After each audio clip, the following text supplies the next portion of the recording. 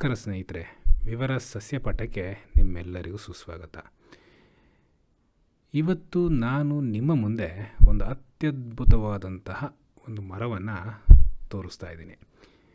ಈ ಮರದ ಹೆಸರು ಬಂದ್ಬಿಟ್ಟು ಚುಜ್ಜುಲು ಮರ ಅಂತ ಹೇಳಿಬಿಟ್ಟು. ಸುಜ್ಜುಲು ಮರ, ಚಿಗರೆ ಮರ, ತೂಗಿ ಮರ, ಹೀಗೆ ಬೇರೆ ಬೇರೆ ಹೆಸರುಗಳಲ್ಲಿ ಇದನ್ನು ಕರೀತಾರೆ. ಬೊಟಾನಿಕಲ್ ನೇಮ್ ಬಂದ್ಬಿಟ್ಟು ಅಲ್ಬೀಸಿಯಾ ಅಮರ. ಇಂಗ್ಲೀಷ್ನಲ್ಲಿ ಇದನ್ನು ಆಯಿಲ್ ಕೇಕ್ ಟ್ರೀ ಅಂತ ಕರೀತಾರೆ. ಹಿಂದಿಯಲ್ಲಿ ಕೃಷ್ಣ ಸಿರಿಸ್ ಅಂತೇಳಿ ಕರೀತಾರೆ. ಕನ್ನಡದಲ್ಲಿ ನಾನು ಆಗಲೇ ಹೇಳಿದಂತೆ ಚುಜ್ಜುಲು ಮರ, ಚಿಗರೆ ಮರ ಅಂತೇಳಿ ಕರಿತೀವಿ. ನಾನು ಈ ಚಿಗರೆ ಮರ ಅಂತ ಹೇಳಿದಾಗ ಸುಮಾರು ಜನಕ್ಕೆ ಇದರ ಒಂದು ಉಪಯೋಗ ಕೂಡ ನಿಮಗೆ ಗೊತ್ತಾಗಿರ್ಬೋದು. ಸುಮಾರು ಹೆಣ್ಮಕ್ಳಿಗೆ ಇದರ ಉಪಯೋಗ ಸಾಧಾರಣವಾಗಿ ಗೊತ್ತಿರುತ್ತೆ.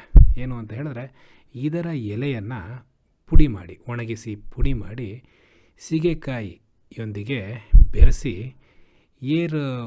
ಅಂದರೆ ಕೂದಲಿಗೆ ಶಾಂಪೂ ರೀತಿಯಲ್ಲಿ, ಶಾಂಪೂ ಅನ್ನೋದಕ್ಕಿಂತ ಪೌಡರನ್ನು ಯೂಸ್ ಮಾಡ್ತಾರೆ. ಏನಕ್ಕೆ ಯೂಸ್ ಮಾಡ್ತಾರೆ ಅನ್ನೋದು ಕೂಡ ಒಂದು ಅದ್ಭುತವಾದಂತಹ ವಿಚಾರನೆ. ಏನು ಅಂತ ಹೇಳಿದ್ರೆ, ಈ ಸೀಗೆಕಾಯಿ ಏನು ಮಾಡುತ್ತೆ ಅಂತ ಹೇಳಿದ್ರೆ, ಕೂದಲಲ್ಲಿರುವಂತಹ ಕೊಳೆ ಅಥವಾ ಎಣ್ಣೆಯ ಅಂಶವನ್ನು, ಜಿಡ್ಡಂಶ ಏನಿದೆ ಅದನ್ನು ತೆಗೆಯುತ್ತೆ. ಅದೇ ನಿಮ್ಮ ಅಲ್ಬೀಸಿಯಾ ಅಮರ, ಈ ಒಂದು ಗಿಡ ಏನು ತೋರಿಸ್ತಾ ಇದ್ದೀನಿ, ಇದರ ಒಂದು ಒಣಗಿದ ಎಲೆಯಿಂದ ಮಾಡಿದಂಥ ಪುಡಿ, ಅದು ನಿಮಗೆ ಕೂದಲನ್ನು ಕಂಡೀಷನಿಂಗ್ ಮಾಡುತ್ತೆ. ಅಂದರೆ ತುಂಬ ಮೃದುವಾಗಿಸುತ್ತೆ. ಜೊತೆಗೆ ತುದಿ ಏನು ಒಡೆಯುತ್ತೆ ಅಂತ ಹೇಳ್ತೀವಲ್ಲ ಕೂದಲುಗಳಲ್ಲಿ, ಅದನ್ನು ಸರಿ ಮಾಡುತ್ತೆ ಅನ್ನೋ ಒಂದು ಪ್ರತೀತಿ ಇದೆ ನಮ್ಮಲ್ಲಿ. ಸೊ ಹಾಗಾಗಿ ಇದನ್ನು ಸಮ್ ರೇಷಿಯೋ ಇದೆ, ಅರ್ಧ ಅದು ಅರ್ಧ ಇದು ಅಂತ ಹೇಳಿಬಿಟ್ಟು ಪೌಡರ್ ಮಾಡಿಬಿಟ್ಟು ಒಟ್ಟಿಗೆ ಉಪಯೋಗಿಸ್ತಾರೆ ನಮ್ಮ ಹೆಣ್ಮಕ್ಳು. ಇದು ಕಾಮನ್ನಾಗಿ ನಮಗೆ ಗೊತ್ತಿರುವಂತಹ ಒಂದು ಇದರ ಉಪಯುಕ್ತತೆ. ಆದರೆ ಇದರ ಉಪಯುಕ್ತತೆ ಇದಕ್ಕೂ ಮೀರಿ ನಮ್ಮಲ್ಲಿ ಸುಮಾರಿದೆ. ಅದ್ರ ಬಗ್ಗೆ ನಾನಿವತ್ತು ನಿಮಗೆ ತಿಳಿಸ್ಕೊಡ್ತೀನಿ. ಇವತ್ತು ನಾನು ಬಳ್ಳಾರಿ ಜಿಲ್ಲೆಯಲ್ಲಿದ್ದೀನಿ. ಹೀಗೆ ಹೋಗ್ತಿರ್ಬೇಕಾದ್ರೆ ಒಂದು ಮರ ಅತ್ಯದ್ಭುತವಾಗಿ ಹೂವು ನೀವು ಇಲ್ಲೇ ನೋಡ್ತಾ ಇರ್ಬೋದು ಬಿಟ್ಟಿತ್ತು. ಕಣ್ಮನ ಸೆಳೀತಾ ಇತ್ತು. ಸೊ ಹಾಗಾಗಿ ನಿಲ್ಲಿಸಿದೆ, ಯಾವುದಪ್ಪ ಇದನ್ನು ನೋಡೋಣ ಅಂತ ಹೇಳ್ಬಿಟ್ಟು. ನಂತರ ಗೊತ್ತಾಯಿತು ಅಲ್ಬೀಸಿಯಾ ಮರ, ಚಿಗರೆ ಮರ ಅಂತ ಹೇಳಿಬಿಟ್ಟು. ಇದರ ಹೂವು ಮತ್ತು ಎಲೆಯನ್ನು ಕೆಮ್ಮಿನ ಒಂದು ಉಪಶಮನಕ್ಕೆ, ಮಲೇರಿಯಾ, ಡ್ಯಾಂಡ್ರಫು, ಅಲ್ಸರು, ನಂತರ ಬಾಯ್ಲ್ಸು, ನಾವು ಕುರ ಅಂತ ಏನು ಕರಿತೀವಿ, ಅದಕ್ಕೆ ಎಲ್ಲದಕ್ಕೂ ಅದರ ಉಪಶಮನಕ್ಕೆ ಇದನ್ನು ಯೂಸ್ ಮಾಡ್ತೀವಿ. ಅದನ್ನು ಬಿಟ್ಟರೆ ಈ ಚರ್ಮ ಸಂಬಂಧಿತ ರೋಗಗಳಿರ್ಬೋದು, ಅಥವಾ ನಿಮಗೆ ವಿಷ ಜಂತುಗಳ ಕಡಿತ ಇರ್ಬೋದು. ಜೊತೆಗೆ ನಾನು ಆಗಲೇ ಹೇಳಿದಂತೆ ನಿಮ್ಮ ಕೂದಲನ್ನ ಕಂಡೀಷನರ್ ಆಗಿ ಕೂಡ ಇದನ್ನು ಎಲೆ ಮತ್ತು ಹೂವನ್ನು ಬಳಸ್ತಾರೆ. ಈಗ ನಿಮಗೆ ಬೀಜದ ವಿಚಾರಕ್ಕೆ ಬಂದರೆ, ಇದನ್ನು ಕೂಡ ನಿಮಗೆ ಪೈಲ್ಸ್ ಆಗಿರ್ಬೋದು, ಅಥವಾ ಕುಷ್ಠರೋಗ ಆಗಿರ್ಬೋದು, ಲೆಪ್ರೋಸಿ, ಆ ಒಂದು ಬಳಕೆಯಲ್ಲಿ ಯೂಸ್ ಮಾಡ್ತಾರೆ. ಈವನ್ ಕೆಲವು ಈ ನಿಮ್ಮ ಲೈಂಗಿಕ ಸಂಬಂಧಿತ ಒಂದು ಕಾಯಿಲೆಗಳೇನಿದ್ದಾವೆ ಅದಕ್ಕೂ ಕೂಡ ಇದನ್ನು ಯೂಸ್ ಮಾಡ್ತಾರೆ. ಜೊತೆಗೆ ಆ್ಯಂಟಿ ಕ್ಯಾನ್ಸರ್ ಆಗು ಕೂಡ ಇದನ್ನು ವರ್ಕ್ ಆಗುತ್ತೆ.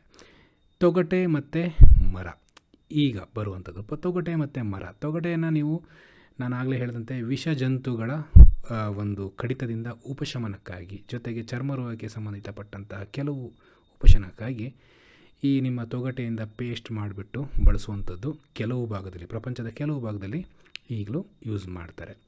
ಮರದ ಚೇಗೇನಿದೆ ಅದು ನಿಮಗೆ ಕೆನ್ನೀಲಿ, ಅಂದರೆ ಕೆಂಪು ಕಲರ್ ನೀಲಿ, ಕೆಂಪು ಮಿಶ್ರಿತ ನೀಲಿ ಕಲರಲ್ಲಿ ಕಂದು ಬಣ್ಣದಾಗಿ ಅತಿ ಗಡಸಾಗಿದೆ.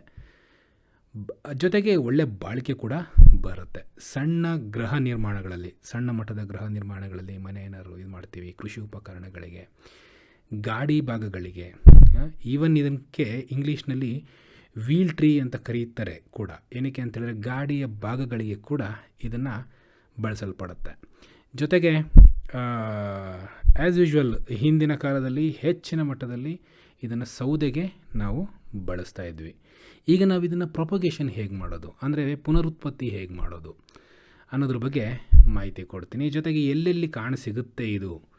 ನಮ್ಮ ರಾಜ್ಯದ ಶುಷ್ಕ ಪ್ರದೇಶ ಅಂತ ಹೇಳಿದ್ರೆ ಡ್ರೈ ಲ್ಯಾಂಡ್ ಅಂತ ನಾವೇನು ಕರಿತೀವಿ, ಅಲ್ಲಿಯ ಒಂದು ಜಾಗದಲ್ಲಿ ಹೆಚ್ಚಾಗಿ ಕಂಡುಬರುತ್ತೆ. ಡ್ರೈ ಲ್ಯಾಂಡ್ ಅಂತ ನಾವು ಕರಿಬೋದು. ಚಿಗುರು ಗುಣ, ಚಿಗುರು ನಿಮಗೆ ಹೊಸ ಒಂದು ಚಿಗುರು ಅಂತ ಏನು ಕರಿತೀವಲ್ಲ, ಅದು ಗುಣ ತುಂಬ ಚೆನ್ನಾಗಿದೆ. ಬೇರಿನ ಬೇರುಗಳಿಂದನೇ ಚಿಗುರು ಎದ್ದೇಳುತ್ತೆ. ಅದರಿಂದನೂ ಕೂಡ ನಾವು ಗಿಡಗಳನ್ನು ಇದನ್ನು ಮಾಡಬಹುದು.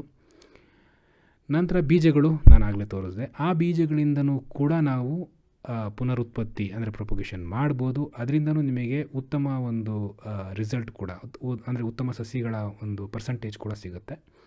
ಅಲ್ಬಿಸಿಯಾ ಅಮರ ಅನ್ನೋದು ಇದರ ಒಂದು ಬೊಟಾನಿಕಲ್ ನೇಮು. ಕನ್ನಡದಲ್ಲಿ ನಾನು ಆಗಲೇ ಹೇಳಿದಂತೆ ಚುಜ್ಜುಲು ಮರ ಅಥವಾ ಚಿಗರಿ ಮರ ಅಂತ ಕರಿತೀವಿ. ಕಾಮನ್ ನೇಮ್ ಆಗಿಬಿಟ್ಟು ಆಯಿಲ್ ಕೇಕ್ ಟ್ರೀ ಅಂತ ನಾನು ಹಾಗೆ ಹೇಳಿದೆ. ಜೊತೆಗೆ ವೀಲ್ ಟ್ರೀ ಅಂತ ಹೇಳ್ಬಿಟ್ಟು ಹೆಚ್ಚಾಗಿ ನಿಮಗೆ ಗಾಡಿ ಭಾಗಗಳಿಗೆ ಹಿಂದೆ ಉಪಯೋಗಿಸಲ್ಪಡ್ತಿದ್ದರಿಂದ ಇದನ್ನು ನಾವು ವೀಲ್ ಟ್ರೀ ಅಂತಲೂ ಕರೀತಾರೆ. ಧನ್ಯವಾದ.